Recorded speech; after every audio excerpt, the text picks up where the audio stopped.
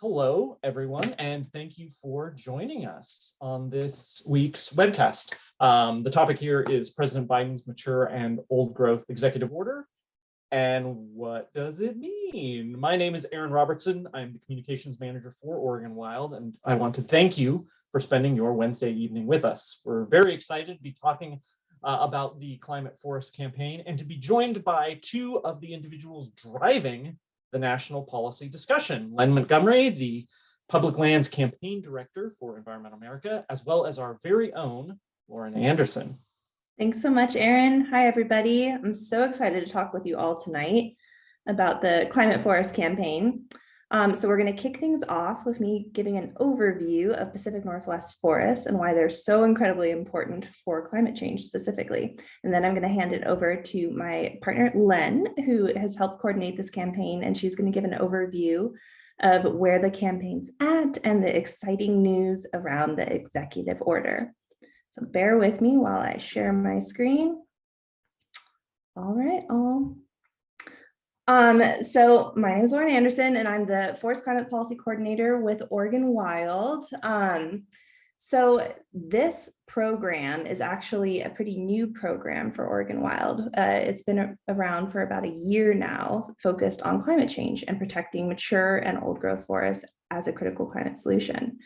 So before we dive into the science behind that and why it's so critical, I'm going to give a quick update on Oregon Wild and where we come from. So Oregon Wild was founded in 1974 by a group of hippies from Eugene, Oregon, and elk hunters from Eastern Oregon who became unlikely allies and united around the fight to protect old growth forests in Oregon. So you might say the old growth forest protections are one of our original campaigns. Since then, our work has evolved over the years to encompass protecting wildlands, wildlife, and waters as an enduring legacy for future generations. And over the last 50 years, we've had some pretty major wins. We've helped protect over 2 million acres of wilderness in Oregon and over 2,000 miles of wild and scenic rivers. Our work has also broadened out to encompass protecting threatened and endangered species like the gray wolf. But old growth forest protections have always been our original campaign, which is incredibly exciting now that we're able to bring this new climate lens to this work. So what is an old growth forest? I saw a question from someone in the chat when we first kicked things off, curious what the definition is. There is no single definition yet for an old growth forest. That is because it varies from ecosystem to ecosystem. Some trees live to be thousands of years old, some live to be hundreds of years old, some live to only be 100 years old. So it varies a lot across the United States. But what does an old growth forest look like? There are varying species within an old growth forest, varying sizes and age classes. You have the giant, massive trees that we all imagine when we think of old growth forests, but you also have young trees and trees that are sort of middle-aged in life. There's generally a dense understory with plants carpeting the bottom with diversity of insects, birds, and other wildlife species. There's also a lot of dead and downed wood, so it's very normal for dead trees to be part of an old growth forest. There are standing dead trees that create habitat and home for woodpeckers, and there are trees that have fallen across the forest floor and act as nurse logs for the next generation of old growth trees that come from them. So in comparison, this is what a plantation looks like. A plantation is generally a monocrop, so they're all the same species planted really densely and closely together across the landscape. There's very little diversity, very little light that gets through, and as such, there's not much of an understory. It's even age, there's not much growth along the forest floor. Now, when we talk about this campaign and our efforts around it, we're not just talking about old growth forests, we're talking about mature and old growth forests. And this is because there's very little old growth left in the United States. So while we need to protect what we have left, we also need to recover what's been lost. And mature forests are our best chance to do that. So by protecting the forests that have grown to the age where they're just beginning to show old growth characteristics, we can help ensure that the old growth across the country is recovered as decades pass by. An old growth forest is supposed to look like this. It's supposed to be wild and messy. Dead trees are very normal. Fire, disease, insects, all of that is a natural process within a forest. So across the top, you'll see a nurse log with new trees growing from it. And then across the bottom, you'll also see a dead down log that has become home for wildlife species and a source of food and shelter. You'll also see forests that are in varying phases of recovering from wildfire. So all of this is what a natural, wild, and messy old growth forest looks like. So how is forest conservation a climate solution? When we think of the tools that we need to fight climate change, we usually think of solar panels and wind turbines and Teslas. We don't tend to think of old growth trees, but they are an incredible climate solution. All of those other solutions I listed are incredibly important for reducing greenhouse gas emissions, which is a really important piece of the climate puzzle. But we're now at the point where we actually need to pull carbon actively from the atmosphere and store and sequester it. So carbon in the atmosphere is 50% higher than pre-industrial levels today, which is going to be a really big problem moving forward. There are some technologies that may be able to help us pull carbon from the atmosphere in the future, but those are probably decades away from being scaled. And it really is the next 10 to 30 years that matter the most for addressing the climate crisis. So it's important to know that as trees get old, they don't stop sequestering carbon. Grandmother trees are not old and feeble. They're only becoming more and more powerful as time goes on. And it's also important to remember that these trees, after they sequester carbon, can store it for centuries, which is time that we really need to figure out all of the missing pieces of the climate puzzle and figure out how to decarbonize our industries and electricity sector. Also, when a tree dies and falls on the forest floor, it continues to store carbon. So when a tree falls, it's not just instantly dissolving when it hits the ground. It stays there for decades and grows moss and ferns and is covered and continues to store that carbon safely and slowly release it over decades. Studies have shown that protecting the temperate rainforest region across Oregon and the Pacific Northwest could account for about 8 years of the region's fossil fuel emissions. So these forests are incredibly carbon dense and very valuable for addressing the climate crisis. So what are the impacts of logging on carbon storage? Over the last 120 years, since 1900, studies have shown that of all the logging that's happened, 65% of that carbon has been released to the atmosphere, and only 19% is stored in long-lived wood products. The remaining 16% is in landfills. So very little of that carbon is actually stored when it's logged, which is a serious problem for the climate crisis. Unlike fossil fuels, we don't yet have a great substitute for wood products, which is a problem. But that doesn't mean we can't do better with storing the most carbon dense forests on the landscape, which are our old growth, mature and old growth forests. They store the most carbon. It's also important to realize that climate forests, while they can help us reduce the future impacts of climate change, they can also help us contend with the impacts we're dealing with today. So I'm going to walk us through some of those impacts. First off, they're going to help us address the biodiversity crisis, the extinction crisis. So it's not just the climate crisis we're dealing with today. Habitat loss and disease has resulted in some serious pressures on our wildlife species across the country. And by protecting old growth forests and the complexity that they offer, the homes, the wildlife habitat, we can move forward in protecting wildlife and ensure they're able to survive in a changing world. Also, by protecting large areas across the landscape of mature and old growth forests and ensuring those areas are connected, we can ensure wildlife have corridors to travel as well in order to deal with the changing impacts that they're experiencing today. We can also benefit from climate forests because they reduce the impacts of flooding. We know that Oregon is experiencing changing precipitation patterns, and in some areas that's leading to extreme rainfall, which causes flooding. And the dense root networks of old growth forests and the mossy layers that cover it help filter and slow that water runoff and prevent erosion moving forward. A Forest Service survey of Oregon's Clackamas watershed found that out of 254 mudslides, almost 75% occurred in areas that were logged or eroded, which just goes to show how valuable these forests are if they remain intact. Mature and old growth forests also provide cool, clean drinking water, which is really important in areas that are experiencing hotter weather and more extreme drought. Forests are our largest source of drinking water in Oregon, which is incredibly important. The study found that in Oregon, stream flow was actually 50% lower in young plantations than it was compared to 110-year-old forests across the landscape. That's because these dense plantations suck up so much water and are planted so densely that it actually prevents a lot of runoff. In addition to drinking water, these forests also help us deal with the impacts of wildfire. So our bigger, older trees are actually more resistant to the impacts of wildfire. They have thicker bark, higher canopies, and this prevents crown fires, fire from traveling from the forest floor all the way up to the ground and killing the trees. So they're actually much more resistant to the impacts of wildfire compared to plantation-style forestry.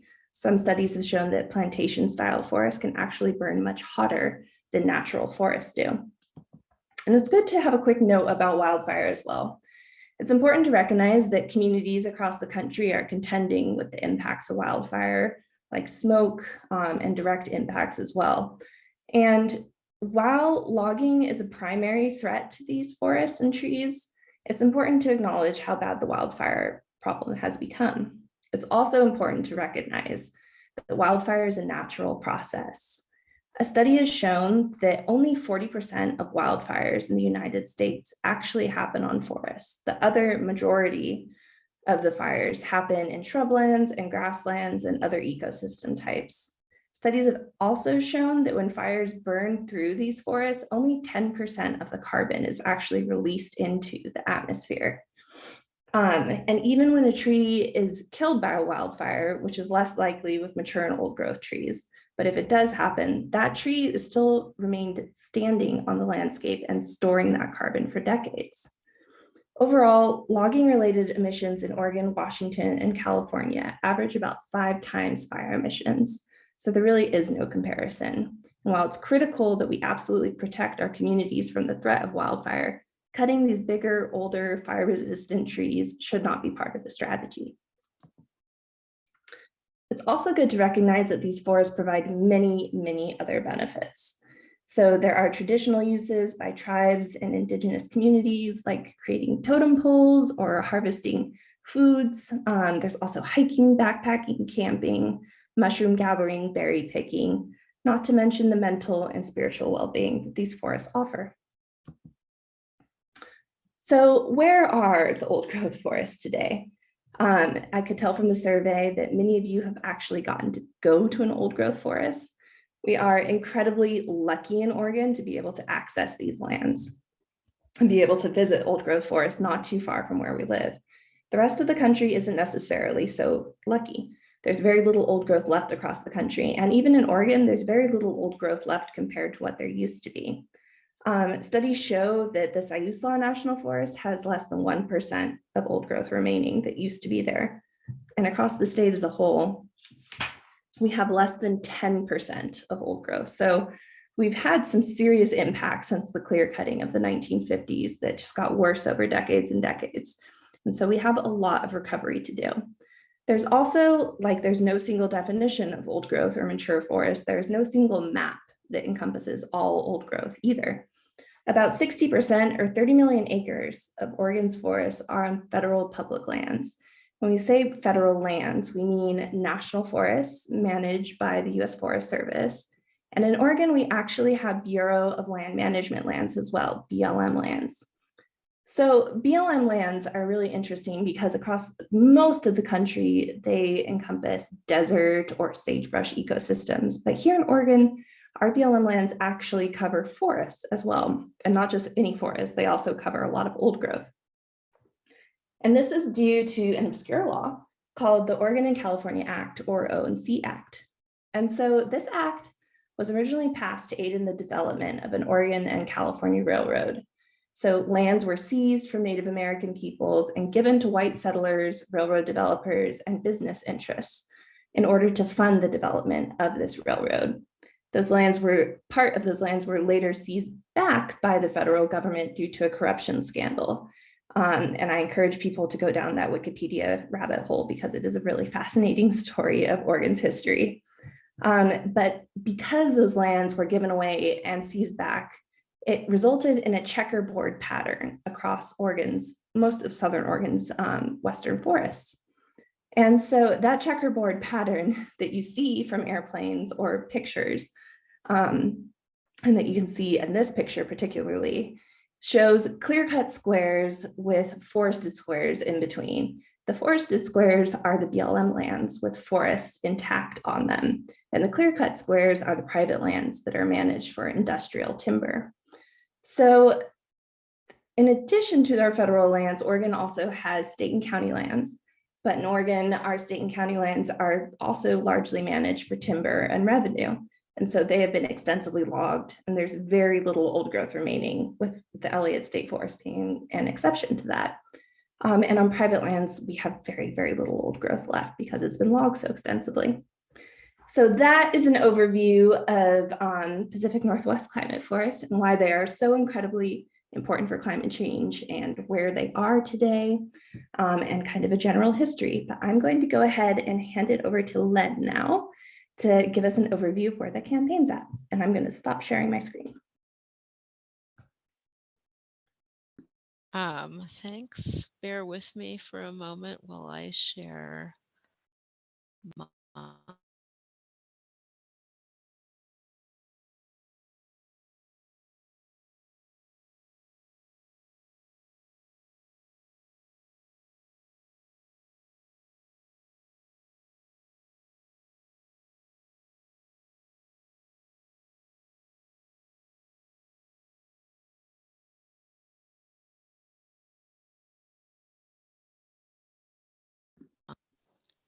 okay. All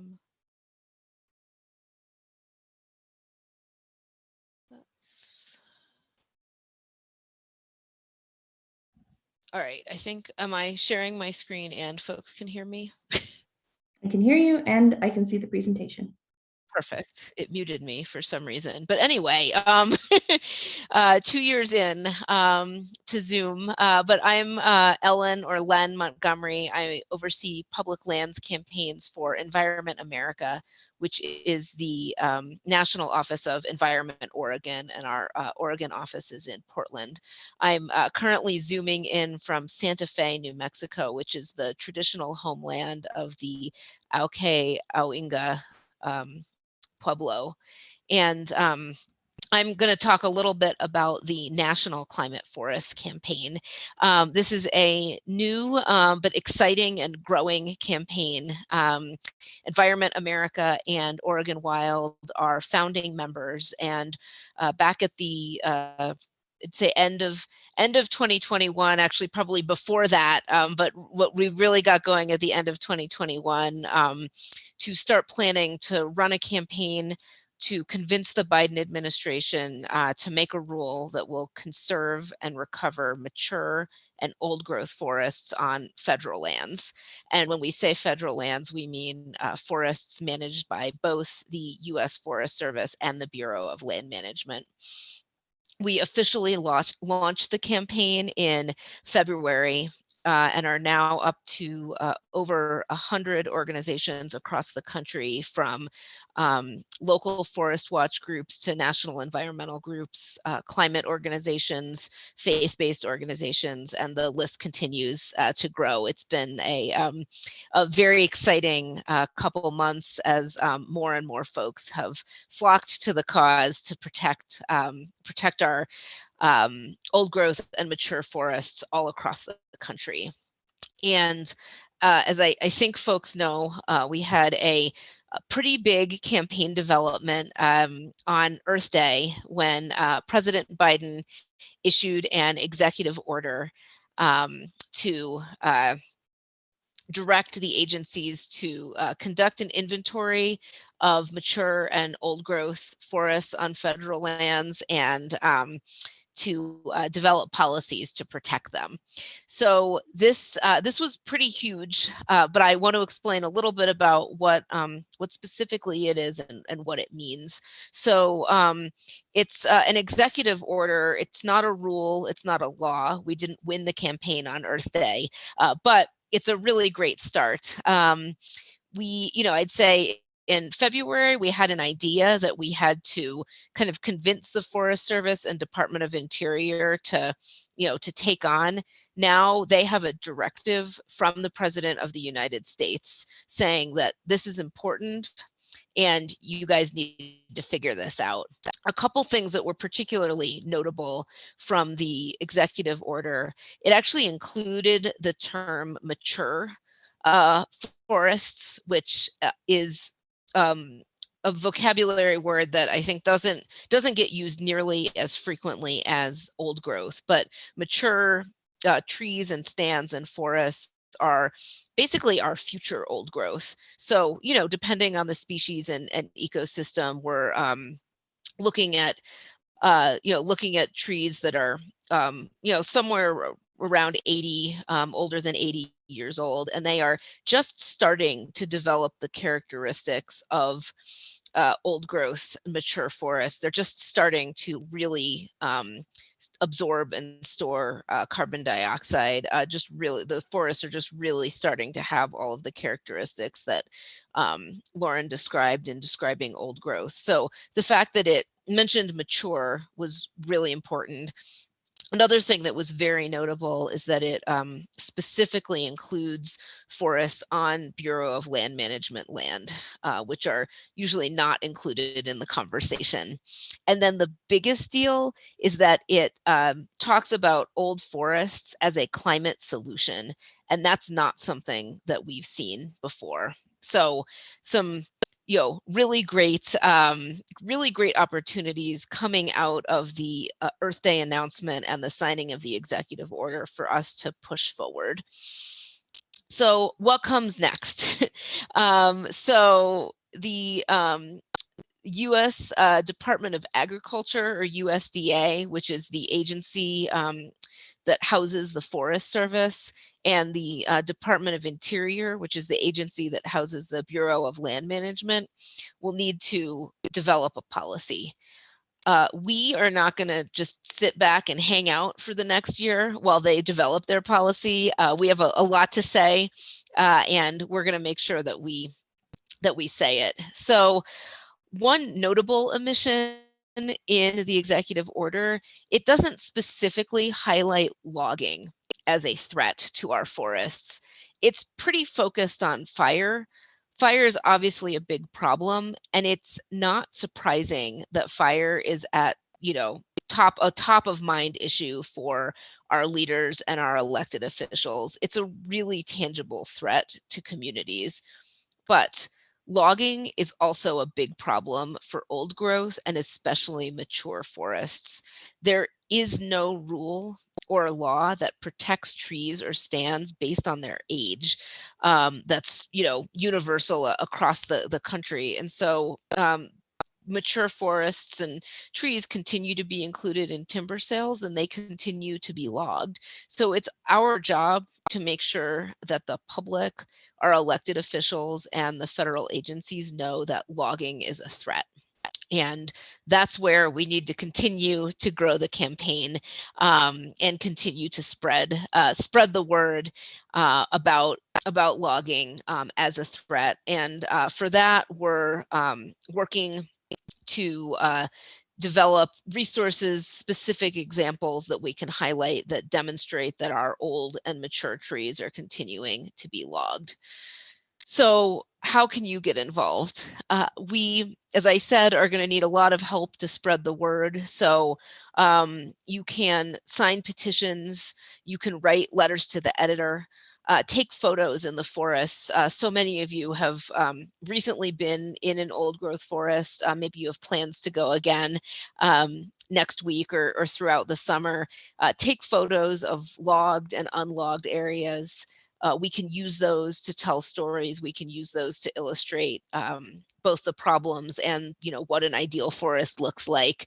There'll be ongoing events that you'll have opportunities to attend, opportunities to meet with our elected officials and decision makers. And of course, we need all of you to educate your friends and family about this opportunity that we have on the national level to protect our old and mature trees and forests. So definitely encourage everybody to visit the campaign website, climate-forests.org. We've got great resources, blog section that we're continuing to update with more stories about forests regionally, opportunities to sign petitions, and being able to catch up on the latest news. So I think with that, I will stop sharing my screen, and we are both, I think, available for for some questions. Yeah, happy to answer any questions folks have. I can go through some of the questions that we've got in the chat. There was a question about defining an old growth forest. And there is no single definition for an old growth. Certain forest plans have made attempts to define an old growth forest, but there is no universal definition, which is part of the direction given by the executive order, is to define old growth and define mature forests. As part of our campaign, we're pushing to set the bar as low as possible for defining mature and old growth forests. So we're looking at trees that are 80 years and older. And in the Northwest Forest Plan, that age limit is generally accepted as the age when forests are mature and are beginning to show old growth characteristics. And I also saw a question in the chat about old growth characteristics as well. So old growth characteristics vary from ecosystem to ecosystem, but it's generally a complex forest ecosystem that's experienced natural disturbance and has recovered naturally. So there's dead and downed wood along with those massive giant trees that you imagine as part of an old growth forest, along with the different age classes as the forest has matured naturally. So that's what you tend to look for in old growth characteristics. And those forests tend to make incredible wildlife habitat as well. Len, do you have any thoughts to add on defining old growth or old growth characteristics? There's a few more questions in here too. Yeah, there's a few. I'm trying to, I think you mostly covered the old growth characteristics, but it is the I think when you showed the plantation versus the felled trees, different ages of different ages and different species of trees that create sometimes, or I shouldn't say sometimes, it's called the the canopy, which is the upper the upper layer that provides habitat for birds and and mammals. There's actually little voles and things that run around, and then there's the understory, and so the being a kind of fully fledged ecosystem that is filtering water, providing habitat, and and is a little bit more resilient to to natural disasters or threats such as fire, versus a young replanted quote unquote forest, which is just, it's really a bunch of trees. If that makes sense. Yeah, I see we've got quite a few other questions in here.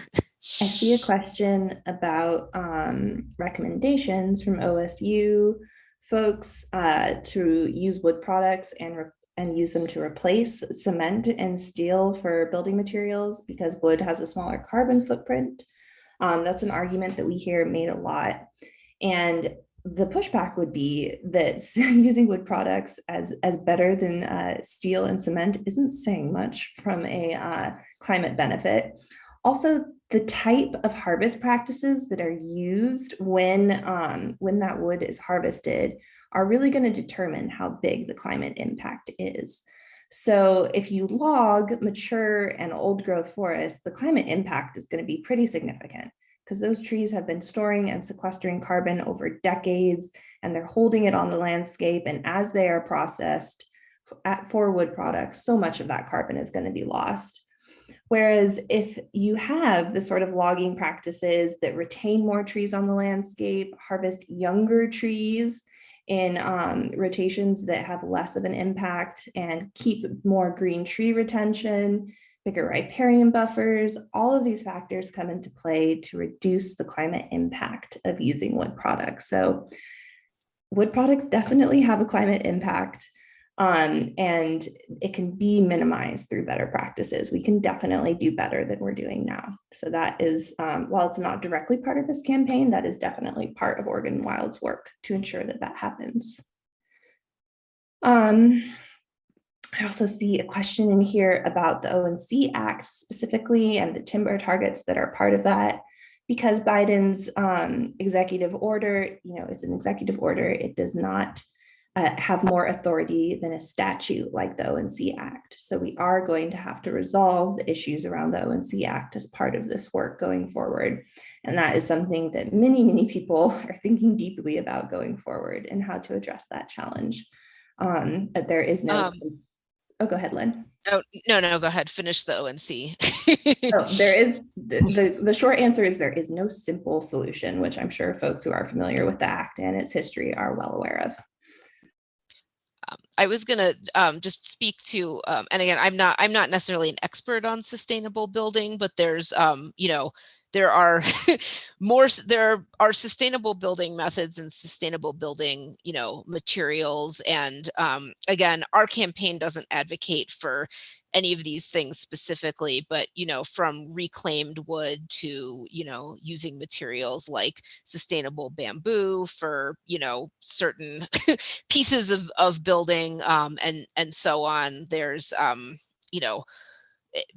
and making sure that you're sourcing wood sustainably when you're building. There's a lot of there are a lot of options that people, that we have as a society when building structures that don't require us to go, run rampant through our most important climate forests, I'd say.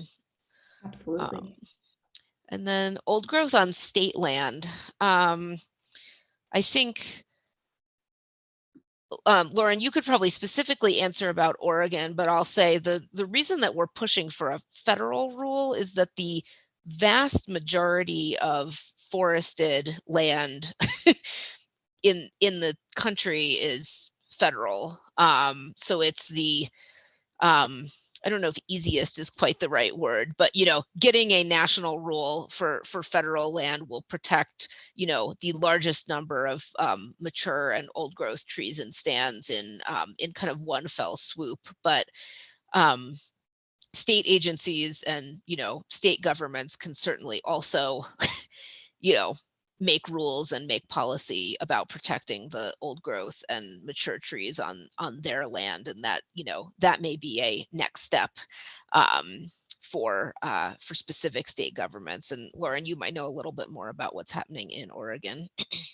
Yeah, Oregon is interesting because we've generally been behind other states in our forest management practices, but recently this begun to change. So the governor gave an executive order beginning of 2020 directing pretty much all state agencies to develop climate plans and policies, and Oregon Department of Forestry was no exception. So they actually developed their first ever climate change and carbon plan, which included numerous recommendations for increasing carbon storage and sequestration on state lands. And I believe we got close to old growth characteristics needing to be part of the conversation. But as a next step coming out of that climate change and carbon plan, we are also working on a habitat conservation plan for Oregon's western state forests and a forest management plan as well that have their own climate goals. Those processes are still moving forward. The habitat conservation plan has an open comment period right now if anybody wants to weigh in. But our hope is to elevate mature and old growth characteristics as part of the climate solution moving forward. Although it is, as Len said, a steeper hill to climb going forward than on federal lands. So do you want to take the why is logging left out of the executive order? We could probably both answer that. Yeah, I think the short answer is for political reasons. I think that wildfire is a something that is very much terrifying to a lot of people across the country, and impacts have gotten much worse. And so I think that a lot of messaging around the executive order was focused on wildfire as a threat to these old growth forests, which isn't entirely untrue. Like wildfire is becoming more severe and having impacts on forests across the country, but it is definitely not the primary threat to mature and old growth forests. Logging, we have numerous examples of how this is still decimating mature and old growth forests across the country. So the short answer is I think that it was left out because of sensitivities around the wildfire issue.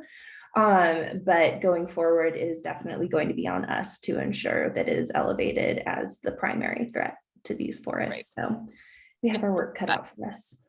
I think the other thing I'd say is that the Forest Service is under a lot of pressure to to deal with wildfires, and then it's we could probably do an entire separate webcast about the history of fire management, but it's long been in their purview to have policies around wildfires. Solving climate change is a new new directive for the Forest Service, and so it's not entirely surprising that an executive order related to the Forest Service would rely heavily on, or would emphasize fire heavily. But again, as Lauren said and I said earlier, we our job and all of your jobs are to help us make sure that logging is elevated. All right, and then will there be a public comment period? Probably, I would say most likely there will be multiple opportunities to engage with this with this process, whether it's around the inventory or the policy or a future rulemaking, and that's something that will definitely be calling on you and literally millions of other people to participate in as those come up. Yeah, and as Len mentioned in the policy part of this call, what our campaign is focused on is calling for a formal rulemaking process. So if we're able to get to the point where we can engage in a rulemaking process, there will be an extensive public comment period and public record as part of that. Which is part of the reason why a rule is such a strong policy going forward and so difficult to undo. And so that is definitely our goal for a durable policy. So no open comment period right now, but we are definitely pushing for one. And then how are the agencies going to carry out the inventories? That is an excellent question. We're very curious about that too. One thing that we do know is that there's a lot of data out there. The Forest Service itself maintains an inventory. There are, there are independent, academic researchers and scientists who have been doing a lot of work on inventorying and figuring out where these trees and forests are. So we are definitely planning to get all of the information that we can round up to the agencies, and then encourage them to use all available data. But we think that a lot of the data, probably most of it, is actually out there and available and really just needs to be compiled. Yeah, that is another key point. The executive order, they say they can take a year to do an inventory, and the case we need to make is we've already got it all. You don't need a year. We're good to go.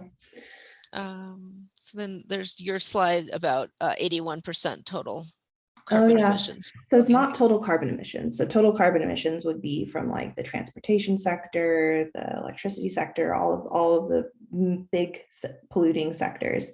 But that statistic is from a study that showed of all wood that's been harvested since 1900, so approximately the last 120 years, only 19% of the carbon and wood that's been harvested is stored in long-lived wood products. So of everything that's harvested, Only a very small fraction of that is held in a stable, long-lived carbon pool that's comparable to the pool that existed within the forest originally. And then the rest of that, about 65% has been readmitted to the atmosphere, which is a serious problem for carbon. And then I believe around 16% is in landfills. So again, not a very stable source of carbon storage. That's where that statistic comes from. I also see on here, hi,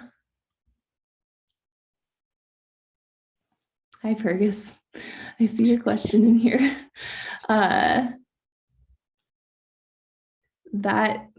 Who can lead the legal campaign to overturn the 2016 EIS is an excellent question. We're hoping that if we're able to get this rule covering both Forest Service and BLM lands, they will automatically have to overturn that because it allows for logging of mature and old growth forests, which we do not want to happen anymore. So I just dismissed accidentally a question. What about Rocky Mountain forests? So yeah, this rule or this campaign and the rule that we want the Biden administration to enact would include all national forests, land, and all Bureau of Land Management forests across the whole country. So I think that definitely includes the forests in the Rocky Mountains. I think there's something like 3 states that don't actually have any federal forests, maybe 4, but none of them are in the Rocky Mountains. I think it is Iowa and a couple of the teeny East Coast states that don't have any federal forest land. And if you're interested specifically in forest issues in that region, I would encourage you to check out Rocky Mountain Wild. They're a member of our coalition and focus on that area specifically, as Oregon Wild focuses on Oregon. Ground truthing activities. That is a wonderful question. Yes. So part of the work for building the case that logging is a threat involves looking at logging projects. So these can be, big restoration projects, or they can be timber sales, all types of logging projects going forward. We want to identify if any of them are taking mature and old growth forests, or are taking a significant amount of the trees over 80 years old. And taking the big trees off the landscape is a serious problem from a climate perspective. These trees are the most resistant to wildfire. So we want to build that case and that narrative showing that logging is a threat. And part of that work is going to involve ground truthing these projects going forward and getting out there and taking pictures, leading field trips and getting media and reporters out into the forest to show them how backwards these practices still are today.